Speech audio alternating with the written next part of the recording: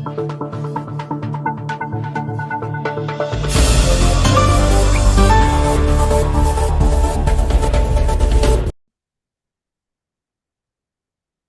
Hind viewers, it's my honor today to host Dr. Preeti Sharma on the Candid conversation on the global strategic and defense news to discuss India's presidency of G20. Dr. Preeti Sharma is an assistant professor in the School of International Studies in the Central University of Gujarat. She has done a PhD from the University of Rajasthan and has published 29 research papers. She delivers lectures and research work nationally and internationally. Welcome, Preeti, to the Candid Conversation. Thank you, Professor Sodi. Preeti, my first question to you is, can you please explain to us the genesis of G20? I mean, how did G20 evolve as an organization? Okay, it's a nice question because it's a relevant question today. Because India is going through the G20 plannings and G20 various of its roadmap is being conducted nowadays. So G20 is actually, it's a group of 20 countries, which are it is comprised of 19 countries along with the European Union, and it was actually an international economic corporation which was framed, and it plays an important role in shaping and strengthening global architecture and governance. In 1999, first time when it was framed, that was because of the period of global economic challenges, means Asian economic crisis was being faced at that time. So some countries, means the finance ministers and central bank governors, they sat together and they started discussing over the issues of Southeast Asian economies, and they started discussing over and coping up on the things to cope up with the financial crisis which was being focused at the time. So this is how G20 was framed, it was created, and it came into the picture. And gradual discussion on global economic and financial issues, G20 was later on upgraded to the level of heads of state and government in the wake of the global economic and financial crisis of 2007 and 2009, and it was later on designated as the premier forum for international economic cooperation.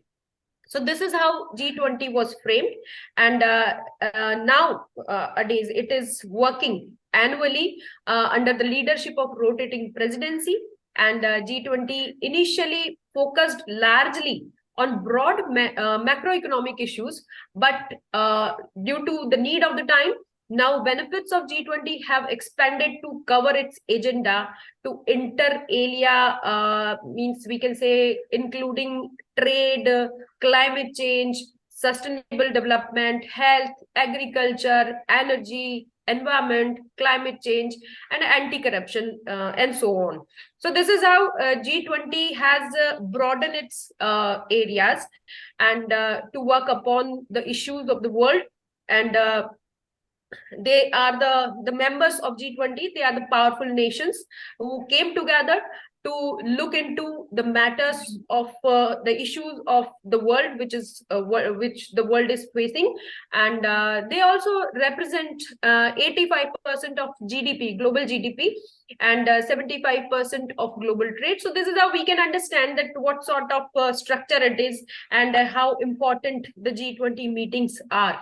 So how G20 is focusing upon, and 2/3 of world population also lives here. So it's a very powerful group, which is and a powerful forum which works upon, which is focused upon the global issues internationally. Thank you very much, Preeti. That was very informative.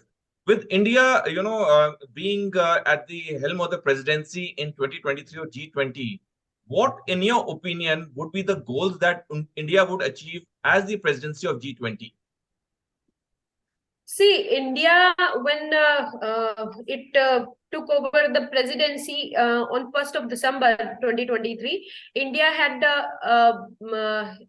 India was not having any set agenda, but we know that it's under the Troika. When we received this presidency from the Indonesia, we had our own philosophy of Vasudhaiva Kutumbakam, and that was induced to this presidency. And today the logo of G20, which India is showing, that is having saffron, white and green color. So this is how we can see that the peace and you can say glory and the prosperity, these are the objectives of India.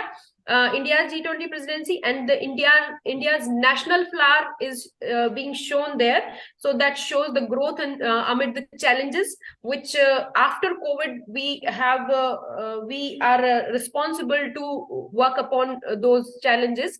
And the earth reflects in the logo that India's pro-planet approach to the life, means our theme is also there, that one earth, one family and one future.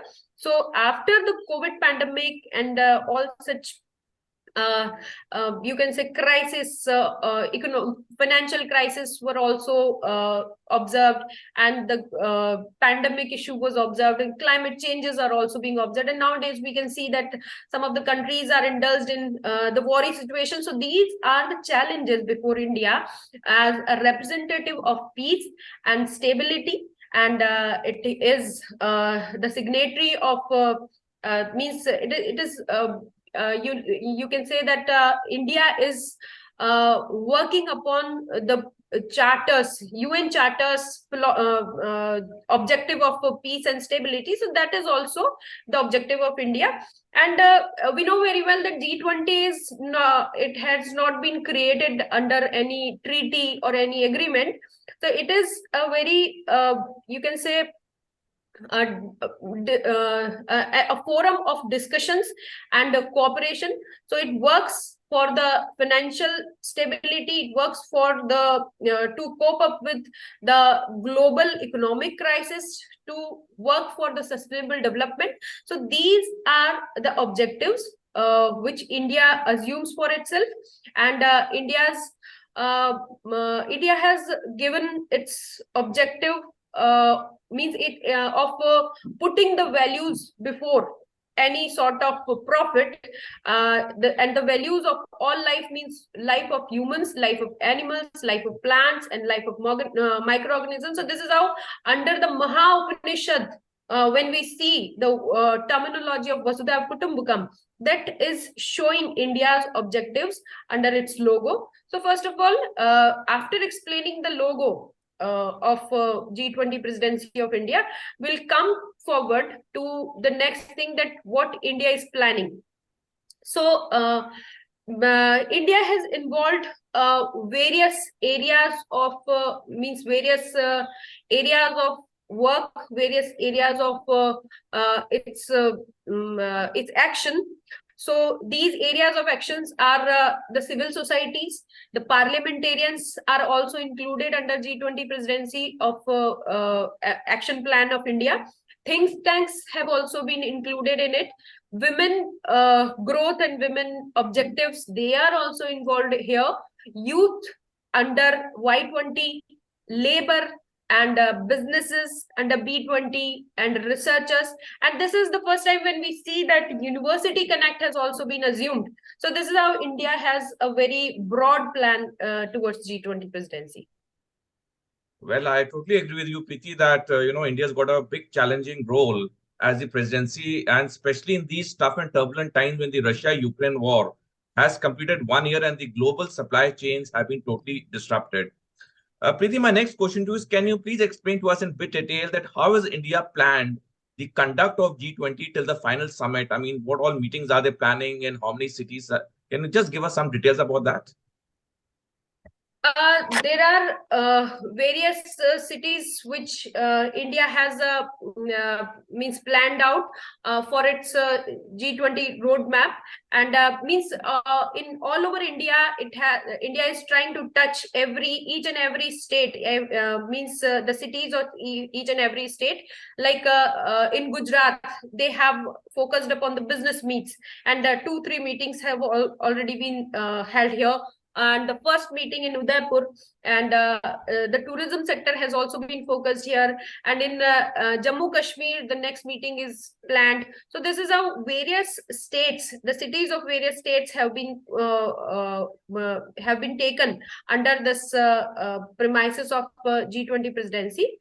Pardon, I forgot the question of yours next. No, this was my question, that how India has, planned the conduct of the G20 meetings in its various cities, which you explained to me very well. Preeti, my last question to you is that overall, in your view, do you feel G20 is a success, or there's a lot of much work to be done to make it a more potent organization or an alliance? Yeah, actually, it's very relevant question. We know that every in a forum which is active in every sense, in each and every area of the world's problems, then only it will be relevant. And G20 has been working upon various areas since years. But nowadays we can see that it's push towards its activities of coping up of the issues and the global issues. So this is how G20 is getting much more active.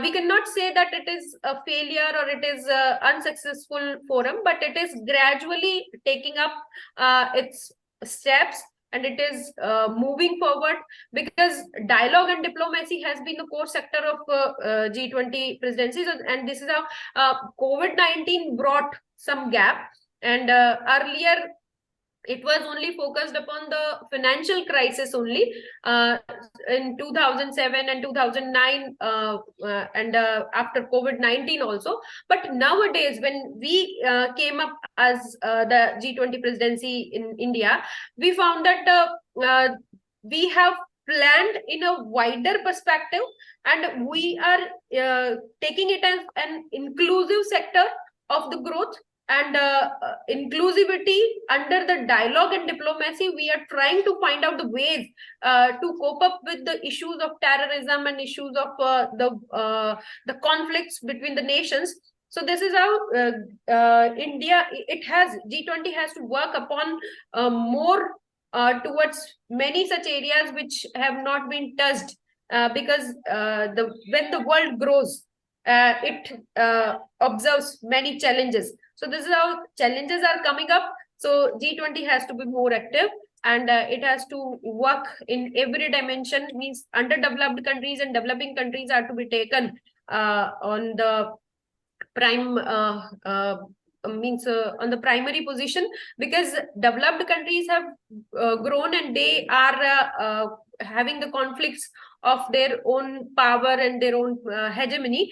But without developing world, they cannot grow, and we cannot say that the entire world is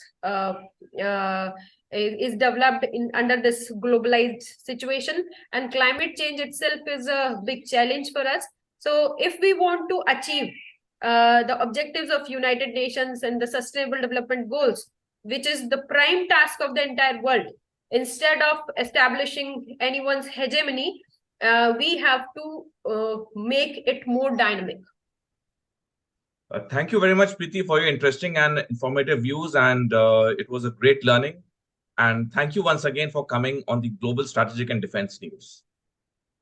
Thank you, Colonel Sodi. It was a great pleasure to be with you here on this platform, and I would love to hear more from your side and to be the part. Thank you.